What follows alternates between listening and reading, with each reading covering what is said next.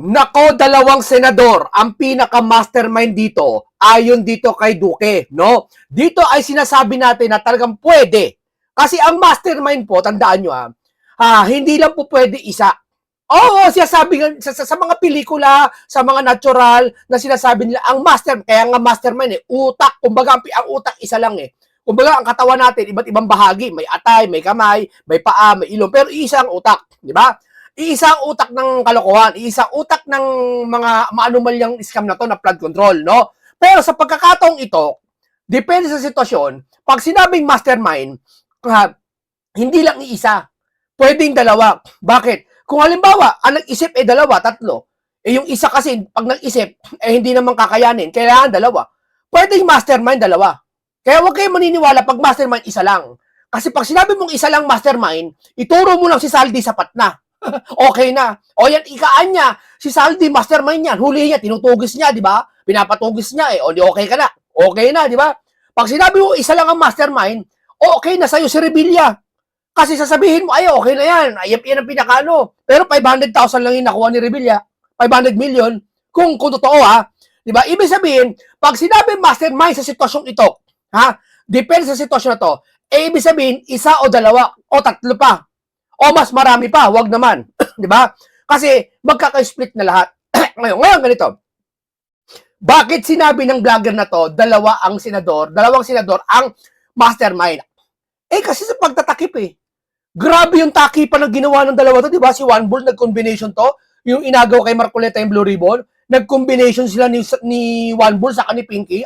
Totoo hindi.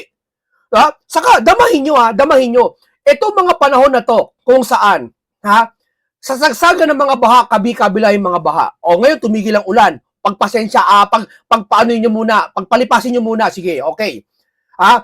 Hindi ba kayo nakalata? Wala nagsasalita tungkol sa flood control issue?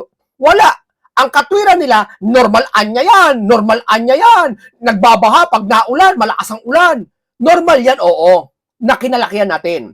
Pero ba't nyo tinawag na flood control kung ito palang mga binabaha ay natural ang baha?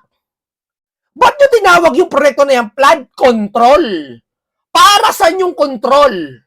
Sa baha o sa katwiran yung bulok? Para saan yung control? Di ba sa flood? Ibig sabihin, nagbabaha, anong kailangan? I-control. Tumataas ang BP, anong kailangan? I-control. Mataas ang galit, anong sabi sa'yo? Control mo sarili mo. Yung matamis yung kape, control lang sa matamis, may diabetes ka. Control. Tama, control. Pag sinabing flood control, kokontrolin mo. Tama, kontrolin mo lang yung lasa, baka kasi masyadong maalat. Di ba? Control. Flood control. Ba't mo tinawag na flood control at ang masama, binadgetan pa, tapos ghost. Tapos ikakatwiran nyo ngayon, hindi naman kami tahimik. Sinasabi namin, natural ang baha. Tapos pag na-corner kayo, sabihin nyo sa panahon ng Duterte, hindi nyo na malaman kung sasagot nyo sa amin? Di ba, mga kababayan? Napakasimple na naman Bakit walang investigasyon, sabi ni Senator Dante Marcoleta? Sinabi niya yan, 9 na buwan si Pinky hindi nag-imbestiga. Bakit? Sapat na ba? Ibig mo pang sabihin, ikaw na nakikinig ngayon na loyalista at mga pinklawan. Huwag na sa mga ibang natural at mga DDS. No? Kasi ito, alam na nila yan No? Kaya ganito, normal lang ba yung nangyayari ngayon? 9 na buwan din nag-imbestiga? Sapat na ba sa'yo si Bryce Hernandez, si District Engineer Alcantara? Tapos hindi pinatawag sila Bersamin, si Pagandama, Olivar, lahat ng mga pinangalanan. Sapat na ba sa'yo yon? Sapat na ba sa'yo yung pinangalanan ni Pangulo na mahiya naman kayo, mga kontraktor at kontraktor? Kontraktor at kontraktor. Sapat na ba sa'yo na si Diskaya lang ang nakakulong? Tanungin kita, si Diskaya lang ba ang kontraktor ng buong Luzon, Visayas, Mindanao, One Bull? Mula Apari hanggang Hulo? Kantayan ng ng Itbulaga Mula Apari hanggang Hulo. One Bull. Sapat na ba sa'yo yon? Mula Apari hanggang Hulo? Mula Batanes hanggang Hulo? Sapat na ba sa'yo yon?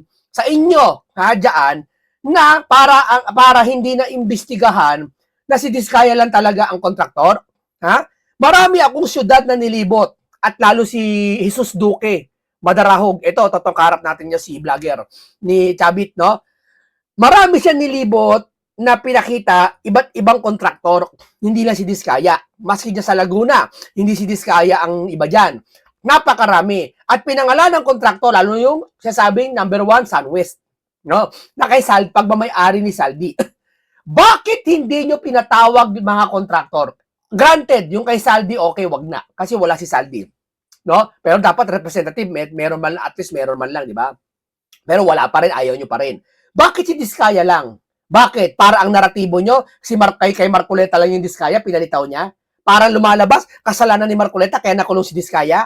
Tapos binayaran si Marcoleta para ipagtanggol si Diskaya? Ganun lang ba naratibo nyo para isipin ng tao, ganon? Yan ang nga iniisip ng tao eh. Ewan ko sa mga to, yung mga hindi ba naniniwala, uto-uto. Hindi, uto-uto talaga. Pero iba pinaniwalaan mo si Diskaya, tao ni Marcoleta. Ibig sabihin si Marcoleta nangurakot, nakinabang. Antindi, ginawa pa nga INC si Diskaya eh. Pati nga si Saldi ko, ginawang INC. Di ba? Ganyan magpalusot. Pag nakokorner ang isang tao, magpapalusot na lang. Di ba? Pag nahuli na. Napanood niyo yung nagnakaw dyan sa may viral eh. Ito, alam niyo to, viral to. Mayroong isang lalaki kukunin yung cellphone dun sa ata sa Lugawan o sa Parisan, no? Yung kukunin yung akto yung cellphone, may CCTV eh. Siyempre, kitang-kita siya eh. No? Nahuli siya na may-ari ata ng cellphone. Sabi ba naman niya sa kilos niya, ay, magkano yung mangkok? Alam niyo na kung ano yung viral na yun. Gets niyo? Sabi ng lalaki, hindi kukunin yung cellphone. Ito yung cellphone, ito yung cellphone. Ito yung cellphone, ito yung cellphone. Yan, ito yung cellphone. Kukunin ng gano'n eh. Nahawakan na eh. Naka-charge. Tapos nahuli na may-ari. Binaba. Tapos, kuya, magkano yung mangkok? Mangkok daw. Hindi naman bentahan ng mangkok yon. Bentahan nyo ng para sa lugaw. Yung mangkok talagyan ng lugaw. Pero, walang ibang madahilan kung hindi magkano yung mangkok. Kahit alam niyang hindi binibenta yung mangkok. Ibig sabihin, sa taranta niya, wala siyang maidahilan kung paano lulusutan yung nananakawin niya. Sinabi nila niya, magkano yung mangkok, kuya? Hindi ko alam kung ano yung magkasunod doon. Baka sinabi na may-ari, hindi binibenta yan. Ba't winawa ka cellphone ko? Nanakawin mo, no? Tapos sasabihin ng isa na magnanakaw, hindi ba't ko nanakawin? Hinawakan ko lang eh. May ebidensya ka? Hinawakan ko lang eh. Hindi nabalitad pa yung may-ari. Diba? Ito ay nangyayari ngayon. Nagpapalusot sila sa malayo. Biruin mo, nahuli yung lalaki na magnanakaw, hawak yung cellphone. Sinabi magkano yung mangkok. Hindi ko naman nanakawin yung cellphone anya eh. Mangkok ang bibiling ko eh. Hindi naman binibenta yung mangkok. Nahuli ka. Ibig sabihin, tuloy rin yung utak, hindi alam kung ano dadahilan. Kaya kung ano naisip, yun yung sasabihin. Ganito rin itong mga to. Kung ano naisip, sasabihin nila. Diba? Imagine, harap-harap, may nangyaring kuhaan. Kung ano ipapalusot mo. Keso hindi ka nag-imbestiga, keso ganito ka, keso yung 18 months walang kredibilidad. Sino ngayon na walang kredibilidad? Si Boying na kinasuhan si Martin gamit ang pahayag ng 18 Marines? O yung sinasabi ni Pinky na siyam na buwan din nag-imbestiga at hindi pinatawag ang 18 Marines, wala daw kredibilidad? Sige nga, sino? Sabi nung isang tulpo dyan, huwag daw tawagin 18 Marines. Yung bang doktor, halimbawa doktor, na-expelled yung doktor o na-expelled, nakagawa siya ng mga hindi maganda eh, no? Natanggalan ng lisensya yung doktor. Pero nag-doktor siya, at least man lang 5 years, nag-doktor siya. Ano itatawag mo doon? Ex-expelled doctor? Siyempre, bilang ex-doctor. Pwede, di ba? Yung ex-marine, expelled man yan, dismissed man yan, pero naging marine yan. Ex-marine tawag doon. Ba't ayaw mo ipatawag? Akala niya ang galing-galing niya eh. Yung tulpo, isang tulpo, akala niya ang galing-galing niya. Kaya daw 18 Marines, ginawang 18 Marines, para daw sa pandinig ng tao, pag sinabing Marine, pagtitiwalaan yung Marine, sundalo, wow, pagtitiwalaan. Dati yung utak mong ganyan, noon yan. Epektibo yan noong 90 sa 2000. Ngayon, hindi ka na lumago. hindi naman siya hindi lumago, no? Hindi ka naman hindi lumago, no? Actually, tumatalino ka. Kaso na pag-iiwanan ka lang, masyado mabilis ang panahon ngayon, no? Ang panahon ngayon, kailangan na magpapakatalino. Kasi binabasa niya, puro dictionary lang. Binabasa niya, puro balita, lahat-lahat. Hindi kasi nagbabasa ng Biblia eh. Sabi ko sa inyo, para gusto niyo humigit sa nakakarami, magbasa kayo ng Biblia. Check ko sa inyo, hihigit kayo sa nakakarami. Kahit 1 milyon pa kalaban nyo, hindi makakausad sa inyo. Bibigyan kayo ng isang boses na hindi kayang salansangin. Sabihin ko sa inyo. Di ba? O, ito, tuloy tayo. Ngayon, ganito. Ano ang mastermind? Bakit? Pwede, alam mo pag sinabing mastermind, halimbawa, ganito, ako utak. O, sige, ako utak ng kasinungalingan, ako utak ng mga plano sa lahat ng ginawa dyan, lahat ng kalokohan, ako utak dyan. Pero may katulong ako. Mastermind din yun. Kasi pwede kami maghati-hati sa pera. Pwede kaming sa mission namin, o kailangan pagtakpan mo ako Halimbawa, yung sabi ko nga, yung company, nanakawan ko halimbawa yung bangko, nakawan ko. Kasabot ko yung gwardiya. Yung gwardiya matagal na nagmamasid doon. Binigay sa akin yung susi ng bolt, ito lahat. O sino mastermind? Ikaw mastermind, pero siya ang nagtatakip sa'yo. Tapos siya nakinabang din. At mas maraming pinlano sa'yo kaysa sa'yo. Ibig sabihin, mastermind din yung gwardiya. Tama? Parehas kayo ngayon. Di ba? Nakinabang. Nagtakip siya. Pinapasok kanya doon sa bangko. Ngayon dito, nagtakip sila sa flood issue. Halatang-halata naman po mga kababayan Halatang-halata po. Huwag na tayo magbulag-bulagan. Hindi ba? Halatang-halata po. O ngayon, wala tayong babanggitin pangalan dito. Bahala sila kung ano mag-isip kung sino-sino sila. Bakit? Kasi naniniwala tayo, bato-bato sa langit, ang tamaan, huwag magagalit. Di ba? Huwag ka mag-react. Naalala ko yung sinabi ni Senator Marcoleta karamihan sa inyong media bayaran. Ba, nag-react yung isa? Hindi kami bayaran. Karamihan niya sa inyo Hindi naman sinabi, lahat kayo bayaran. Pag sinabi lahat kayo, mag-react talaga lahat. Pag sinabing karamihan sa inyo, ibig sabihin, may mga hindi pa rin kasali. Kasi karamihan lang Karamihan, hindi lahat. Iba yung salitang karamihan sa lahat. Di ba? Hindi, ni lahat niya ikaw, nag-react ka, guilty ka. Di ba? Ito, pakinggan natin si Duque sa kanyang pahayag, no? Alam niyo kung bakit? Dahil yung mga matitinong Pilipino, siya yung napagbibintangan na naggawa ng pinakamalaking cover-up sa kasaysayan ng Pilipinas sa korupsyon. Nung siya ang maging chairman ng Blue Ribbon Committee, natabunan lahat ng issue na magtutukoy kung sino talaga ang mastermind sa pagnanakaw na ito. Sinabi niya na yung mga bersamin na kinabang na mga 8 billion, pero hindi man niya pinatawag yung mga bersamin. Hindi niya pinatawag yung bersamin. Pinatagal. Nagkasakit na si Bersamin ngayon, na kunwari, kung may sakit yun hindi, si Bunuan pala yun. Hindi pinatawag si Bersamin, tapos sasabihin niya yun, kung ano ng mga dahilan nila. Kesyo, impeachment, inuna, walang schedule. Ang daming dahilan Sobrang daming dahilan. Biruin mo, binabaha ngayon, tahimik sila. Wala nagbibigay ng relief good. Pupunta doon sa Fishport. Diba? Okay, maganda yung pinuntahan. Is bahagi ng isang presidente, yung Fishport na yan. Para agriculture, mapaunlad, maging masaya yung mga tao doon. At least napunta yung presidente doon. Tama? Walang problema dyan. Pero yung flood control issue, inuna yung West Philippine Sea. Mahal namin, yakapin natin yung West Philippine Sea. Is tama talaga. Tama yung pinaglaban nila. Okay yung yakapin ng West Philippine Sea kasi atin naman talaga yun. Pero ang masama doon, kinalimutan naman yung flood control issue. Sa madaling salita, ang lahat ng ginagawa nila ay kaplastikan. Di ba? Kasi hindi natin makita sa kanila yung totoo Kasi kung talaga mahal mo ang bayan, uunahin mo yung pinakamalaking distraction ng tao, lalo na hindi lang sa pera na wala. Yung pera, okay, nakurakot na yon. Granted, sige, pagbibigyan na namin. Sa inyo na yung pera na yan. Wala, hindi naman mababalik yan Hindi naman babalik yan. Thank you pag nabalik. Salamat. Pero sa amin hindi namin inaasahan mabalik yung pera na yan. Yun na lang maibsan, mapanagot. Kumbaga ika nga sa isang nanay na namatayan ng isang anak, umiiyak yung isang nanay.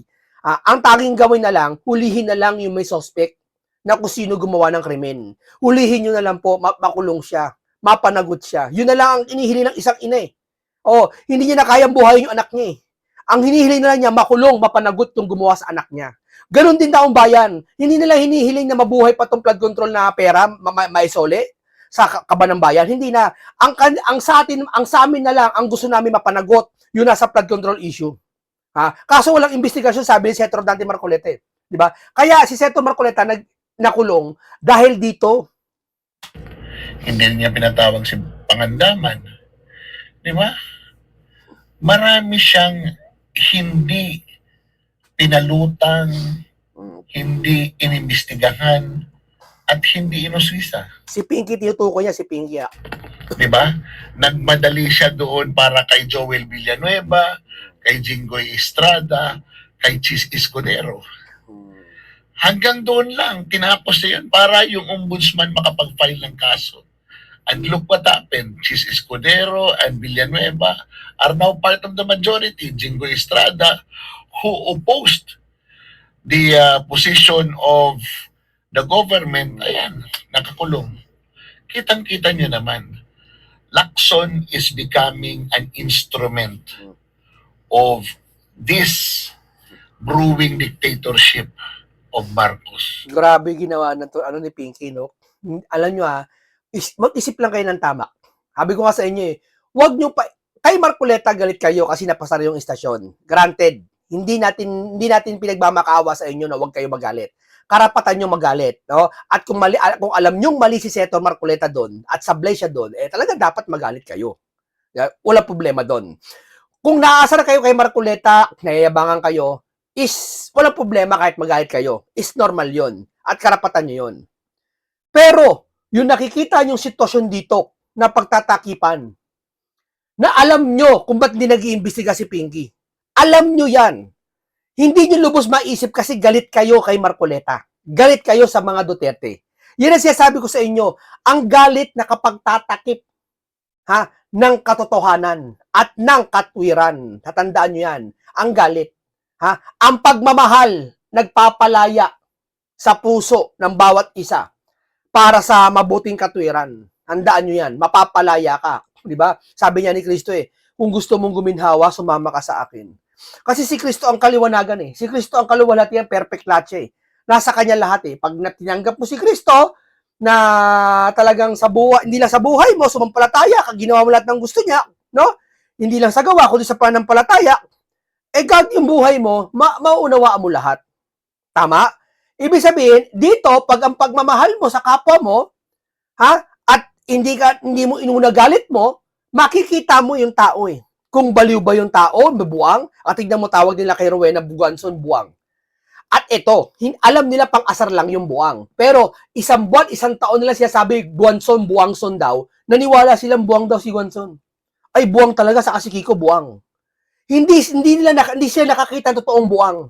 Napaniwala sila ng salita. Bakit? Kasi walang katwiran ng puso nila, pati isipan Kasi nangibabaw sa kanila yung galit at puot sa puso nila. Hindi nila mamalayan, hindi nila sila nakakapag-isip ng tama. Oo, kasi una, wala sila nakakausap na mahusay. Wala sila nakakausap na makatwiran. Ang nakakausap nila, nangaasar.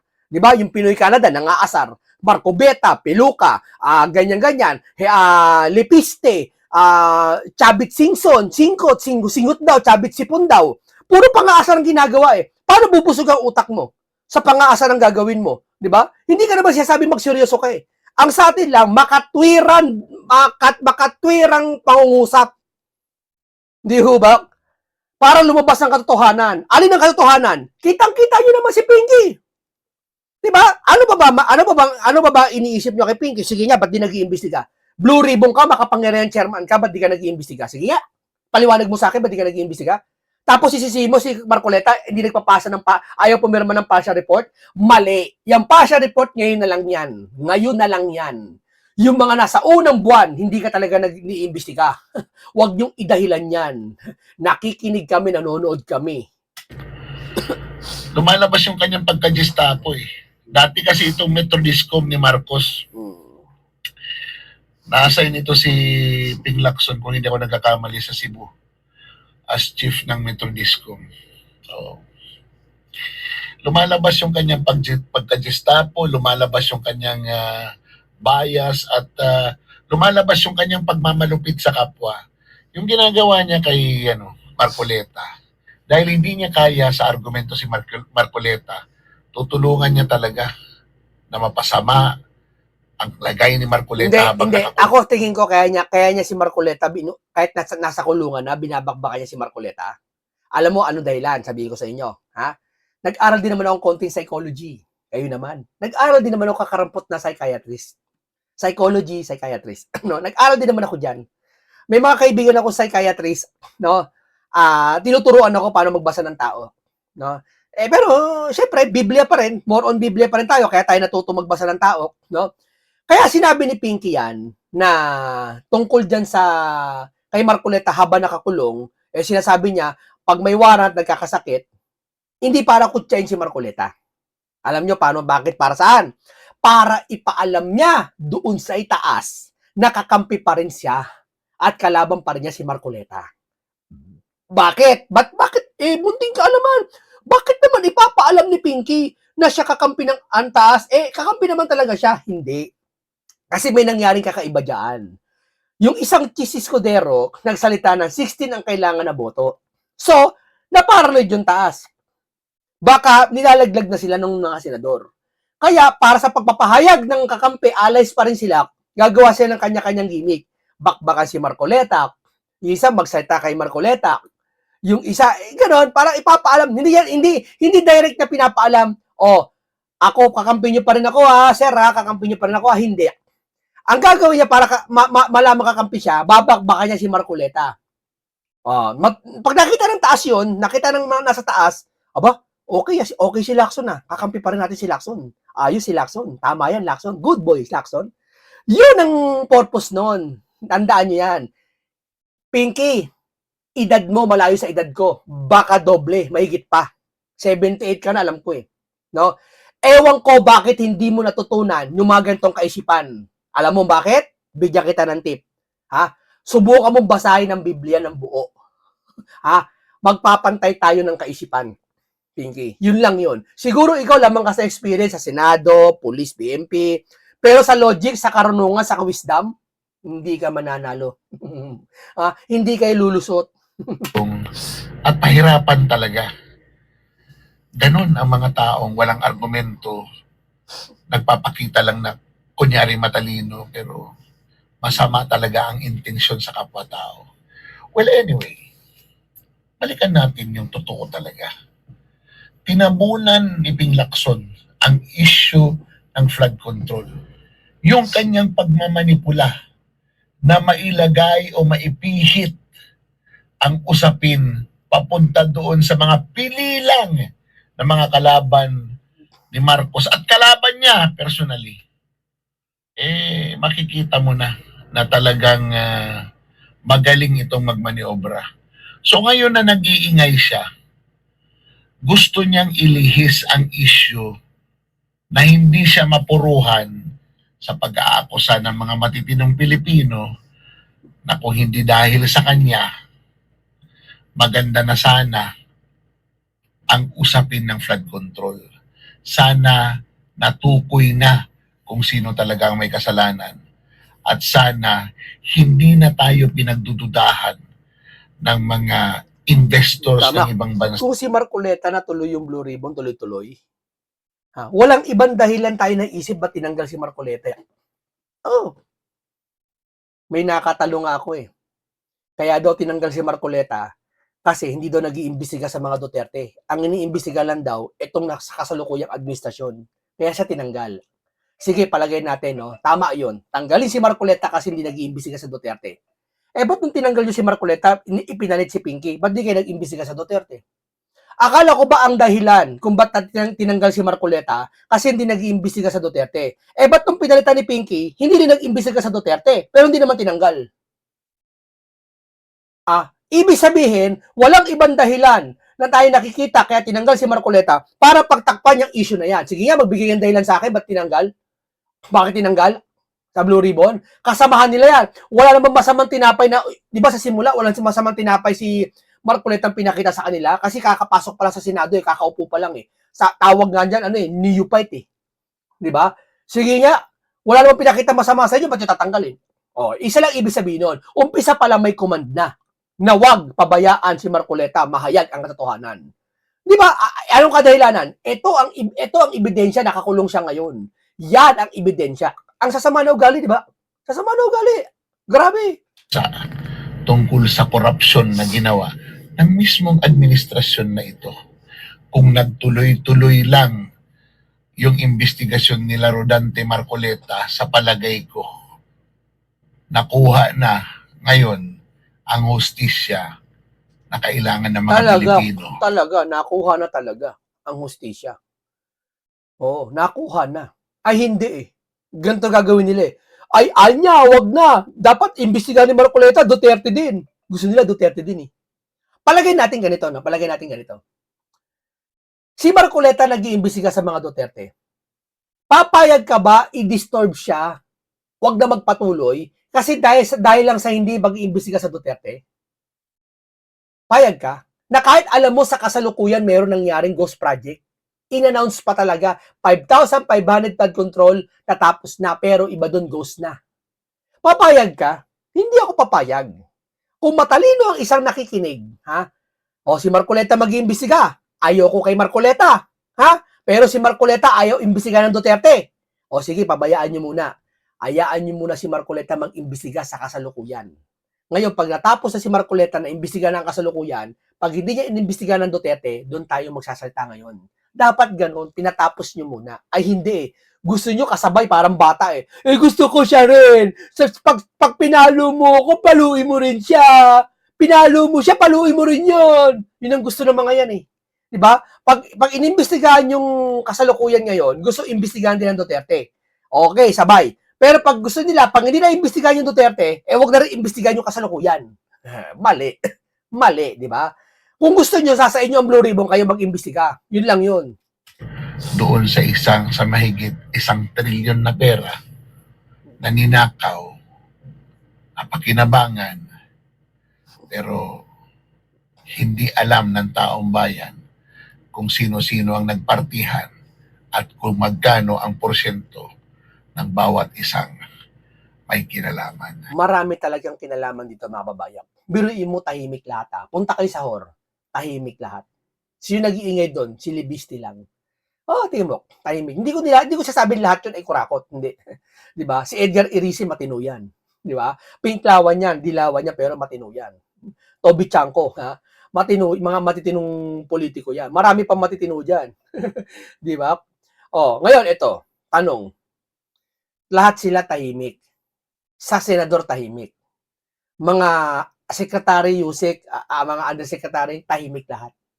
Mga kakamping, mga opisyal, mga vlogger tahimik lahat. Bagaman ang vlogger walang kinalaman niyan sa nangyaring nangyaring malawakang flood control issue kasi ngayon na lang sila kumampi, di ba?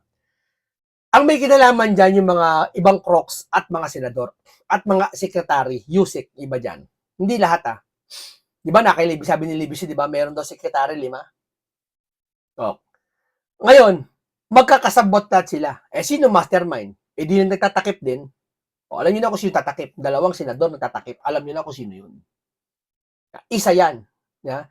Na nakakaalam. Yeah? Ang masakit, pinagkakangulo tayo ng mga to. Pinagpapalit tayong taong bayan sa politiko. Doon sa tao na kung saan big fish. Di ba? Pakinggan natin ulit itong si Neil Abayon. Pangalawang tindig niya to. Attorney, ito ang question ko. 2028 is around the corner. Marami dyan sa mga tumatakbo kandidato, kumukuha talaga sila ng mga donasyon. 'Di ba? Whether winnable or hindi, may mga nagbibigay. So, ano 'yon? Lahat na lang po ng mga kandidato pwede silang masampahan. Wala naman talagang may kakayahan, lalo na if you're going to run a presidential or vice presidential election or senate. Oo nga, walang kakayahan eh. Di ba? Normal ng takbo sa Pilipinas yung ganyan.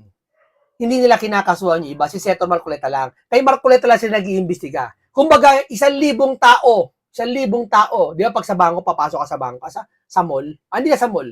Papasok ka sa mga, halimbawa, sa mga airport. Di ba yung bag mo, ini-x-ray? Tama? Payag ka, 1,000 papasok sa airport, yung bag mo lang i-x-rayin. Tapos yung 999 hindi na i-extrayin. 1,000 kayo papasok eh. Lahat yun hindi in-extray yung bag. Ikaw lang in-extray. Tapos wala nakita sa'yo. No? At may nakita pala sa'yo. Lahat kayo may mga dalang gamit na pwedeng mapahama kayo. Payag ka? Payag kayo? Ikaw lang i-extray ng bag, ikaw lang i-inspeksyonin, yung iba hindi na. Unfair. Unfair. Selected justice. Tama? Tama pinaglalaban ng INC? Tama? Di ba? Yun ang sinasabi. Hindi nila maintindihan kasi hindi kayang ipaunawa ng sino man vlogger sa mga BBM vlogger yung ganitong katwiran, na makatwiran, hindi galit ang inuuna. Di ba? Hindi galit ang pinanghihibabaw. Kundi yung kakayahan na mapaliwanag sa isang tao, ayaw man o gusto niya ang isang katwiran, pero pakinggan niya lang. Sabi niya, maniwala man sila o hindi, basta sabihin mo kung ano ang katotohanan. Siya na ang bahala manggusgan pag uwi niya sa bahay. Di ba? Basta nationwide, it really takes you millions. In fact, they were saying now, parang 2 billion na ngayon para for a national campaign, to run a national campaign. And I don't think anybody on his own will shell out that much unless, of course, you're from the, yung mga Taipan, di ba? Na hindi naman sila tumatakbo. Pabigyan kita ng lang, sample lang ha. Halimbawa, pag tumakbo ang konsehal sa Quezon City, 80 million pesos na. Kaya nga, that's campaign why. lang, balik pa yun. That's why I'm saying. So, wala naman talagang naglalabas ng kanilang sarili. So, lahat ba yun, ng mga donasyon na yon, dapat kailangan mo lang i-declare sa SOSE mo, sa yung SALN para lusot ka. Doon ba nagkakaroon, kumbaga yung technicality? For as long as you declare that you received all this, 'di ba? Then you're off the hook. Is that how it works? Number one, ma'am, dapat kung candidate siya, yung reason of his office na reason, dapat walang ganun tumanggap. Hindi, kuya, sabihin natin first-timer ka. Let's say, first-timer. So, private citizen. Private, natatakbo ka Yes. for a national position. Let's say, for senator. Tapos binigay prior to the campaign season. Okay. And the campaign season is usually, 1 kung year. national, 90 days before the official campaign Yes. period. I'm not mistaken, March pag local eh. Okay. So, pag private citizen ka, mas mahirap yun mag-fall under plunder kasi walang yung by reason of his office. Okay. Unless yung binigay na pera, mapakita ng prosecution is ill-gotten. Sabi niya ng tsore ng iba eh. Sabi ng tsore ng iba. Ito maputo lang tayo napainggan niyo ba? Sabi ng tsore ng iba. Narinig ko lang to sa iba. Marami na rin sasabi nito. Paglabas ni Marcoleta ngayon, baka lang. Tsorya pa to. Hindi natin pwedeng panghawakan to. Pwedeng magtago na ang Big Fish at hindi daw umuwi ng bansa. I-abandon na ang tungkulin niya. Bakit daw?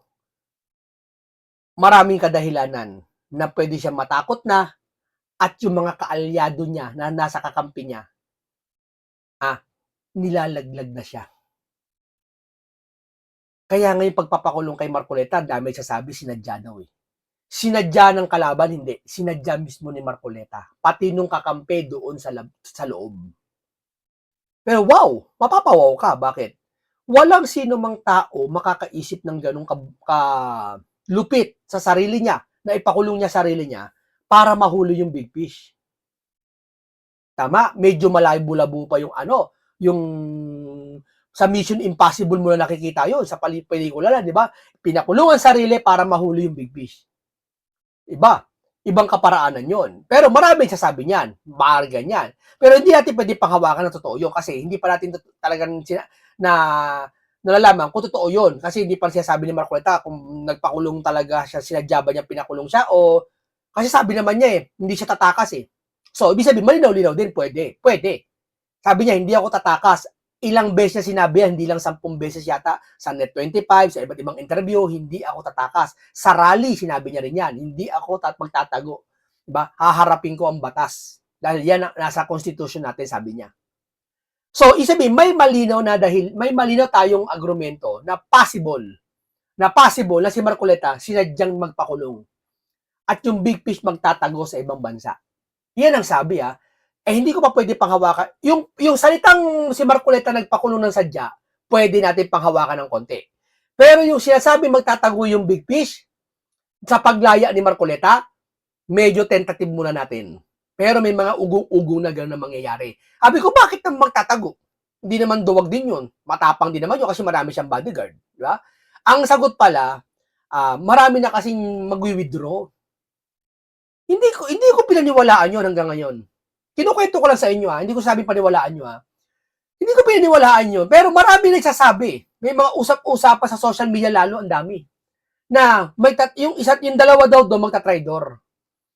At marami pa daw sasama na magwi-withdraw. Kasi nga, pag malapit daw papatapos na yung term, ganoon daw nangyayari talaga. Di ba? Laglagan na. Sabi, ika nga laglagan na. No? Hindi natin alam kung totoo yun. Pero, tingnan na natin. Yung way pag private citizen, yung pag private citizen yung tumanggap. Okay. Basta ill-gotten naman. Yung kay Senator Marcoleta kasi, even if it's private funds, dun sa by reason of his office nila pinapasok na argument. Oo. So going back to your main question, ma'am, just to be safe, Yeah. at para wala nang talaga technical questions, Correct. better if you just declare it in the SOSE. SOSE. Lahat ng mga campaign contributions mo, basta isulat mo, you are truthful, then that's parang the remedy so that you will not, there's no chance that somebody can file a case of plunder against you. Yes, oo. Okay. Para mas Kumbaga, lesser headache. Oo, I lesser. mean, hindi may other remedies pa, but just to be safe na lang, iwas na yung mga magsagot-sagot, show cause order. Oo. Better ilagay na sa SOSE lahat. Oo, Pati oo. Pero yung kailangan Dominic. kasi bantayan dyan, lalo na pag Oo. local candidates, may yan yung political budget na threshold, yung pwede mo lang igastos. Ay, Na oo. expenses. Oo. Per voter. Mm-mm. Oo, per Okay. voter. Na hindi naman talaga nasusunod in reality kung tutuusin. Oo. Di ba? At alam Actually, niyo, kailangan Kailangan na nga Ulit i-revisit ulit nga yun yung kasi laws. 1987 pa nga daw Diba? yan yung election. Okay. Attorney, talaga ang binabantayan na naman talaga natin, di ba? Sabi nga nila, ito daw mga paghahain po ng mga kaso kina Senator Marcoleta, kina Senator Jinggoy, at sa iba pa. It's really because of the impeachment. Whether there's an agreement or whether there's acknowledgement that it is, ayun po yung perception po ngayon ng mga ordinaryong Pilipino. As from the legal point of view po, attorney, how would this affect and impact yung impeachment trial po ni Vice President Sara? Ito pong kumbaga nakikitang political persecution po sa mga kaalyado niya. So, actually, currently, ma'am, since kinlarify naman na po ni Presiding Officer Escudero na yung voting threshold is 16 or 2/3 of all members, currently wala siyang significant impact talaga as to the impeachment voting thresholds. Kasi prior to that clarification ni Presiding Officer Escudero, yung position kasi nung mga pro-impeachment ay dapat yung 2/3 threshold will be based on active senators lang. So doon medyo yun, parang lugi ngayon yung minority kasi bababa na yung threshold from 16, it can go down to 12 kasi baka kasuhan, ipa-arrest na lang yung senators. Yeah. Pero ngayon, since clarify yung Senator Escudero, kahit na ipa-arresto ng mga kung sino-sino yung opposition senators, it will not affect the voting threshold. Sir, ano sa palagay niyo po, matanong ko lang din, dahil pag-uusapan na po natin si Senator Escudero, ano po sa palagay niyo ang yung pagiging pagiging presiding officer po niya in the impeachment trial? Kasi ayan din di ba, naging controversial din po. Bakit daw hindi si Senator Win Gatchalian? What do you think, sir? Actually, ano po yung position ko dyan, questionable yun yung pag-elect sa kanya Wala silang tiwala kay Cheese. Ikukwento ko yan sa susunod. Wag ngayon. Kasi detalyado yan Kaya mag-alala. Tignan nyo. Maniniwala kayo sa sabihin ko sa inyo. Bakit hindi ginawa si Cheese na lang ang SP at hindi si Wing Gatchalian? At bakit si Wing Gatchalian pa? Tapos ngayon ang presiding officer si Cheese. Bakit? Tignan nyo. Wag mo lang yun. Okay, maraming salamat sa iyo, Atty. Neil, at kay Senator Dante Marcoleta. At tandaan nyo paalala lang, ang 18 Marines hindi tao ni Mike Defensor. Tauhan ni Saldico. Handaan nyo yan. Si Saldico, sumusunod siya sa speaker na si Martin. House Speaker. Tandaan niya, baka malito kayo Kasi iba na nagiging lumalabas, tao na ni Mike yung 18 Marines Maliho. Okay, punong-puno ng karunungan at kaalaman na naman ang aking hatid sa inyo. Komentaryong punong-puno ng kaalaman. At makabuluhan talakayan na naman, lesson learned at marami kayong bagong nalaman at natutunan. Paalam po sa inyong lahat.